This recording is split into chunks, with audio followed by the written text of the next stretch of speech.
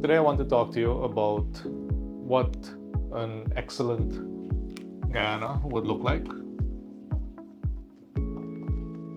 And this is particularly important given that we've just celebrated 60 years of independence.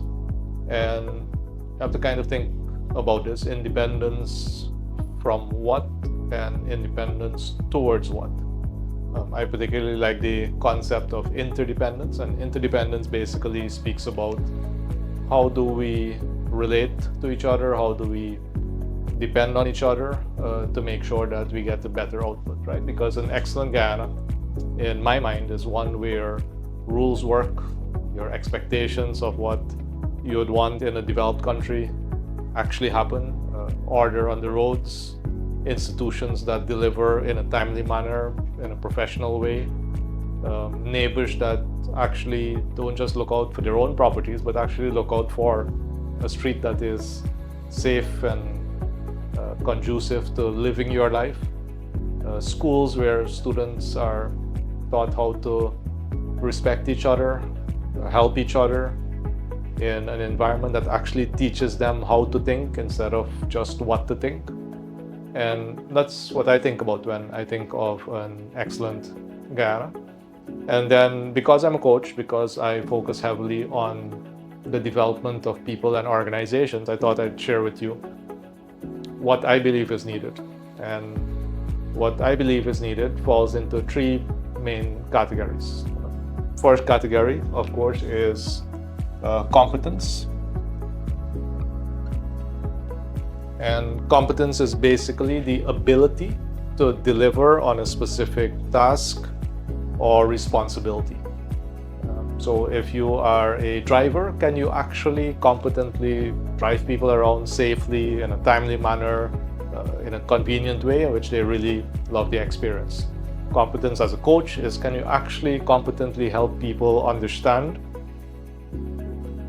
what they have in their mind, allow them to get clarity, and then map out the plan? And then can you hold them accountable to get there? That's what competence would mean in that case. And step number one towards an excellent Guyana is actually having a competent group of citizens, or really competent citizens. Because if people don't know how to get the result, they'll just keep struggling and they'll keep doing having shortcuts, and also you keep getting substandard results, because if they don't know how to do it, how can they actually get the right results?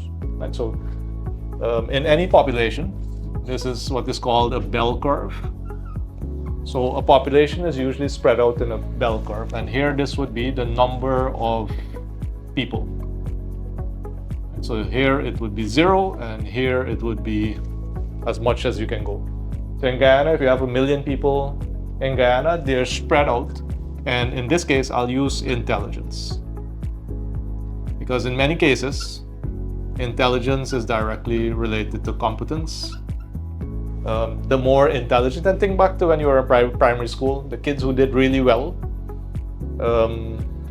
usually chose fields that were a big stretch from the kids who didn't do really well, right? The kids who didn't do really well, they were not the fastest at learning. They weren't thinking about becoming doctors and lawyers. They were not thinking about becoming scientists, maybe, because at that level, maybe that's what they struggled with. It doesn't mean that they cannot be really good at the area that they want to get good at, but if we're going to think about an excellent Guyana, we do need to have people who choose to do the work of developing an excellent Guyana. Because you'll also have people who really don't care. They don't believe in themselves, they think they don't have the intelligence, they think they don't have the competence, and they kind of resign themselves to this side here. They resign themselves to the lower end instead of to the higher end of people who have demonstrated, hey, I'm intelligent, I can actually do this thing, I can actually develop my competence, right? So it's easier, it's not impossible, but it is easier for intelligent people to develop a higher level of competence. So that's step number one. And any population, the bulk of the people will usually fall in the middle. You'll have some people who are extremely low competence. They can maybe do just one thing kind of well, and they kind of get stuck to this area here. And these are usually the people who need a framework to be created that also takes care of them. Because if not, If the people over here just take care of themselves, these people will suffer, and in many cases, the bulk of the population will also suffer. If we are really going to move towards this concept here, then we do need people who have chosen to develop abilities, skills, knowledge to a very high level of competence to take action on a much bigger scale, to actually solve problems worth solving. And a good thing, if for you to know if you fall in that category, is that most of the time these people can easily take care of themselves. Like, they have no problem, despite the circumstances, of really taking care of themselves and their families and maybe their own companies. That is usually a sign that, hey, they actually possess those abilities.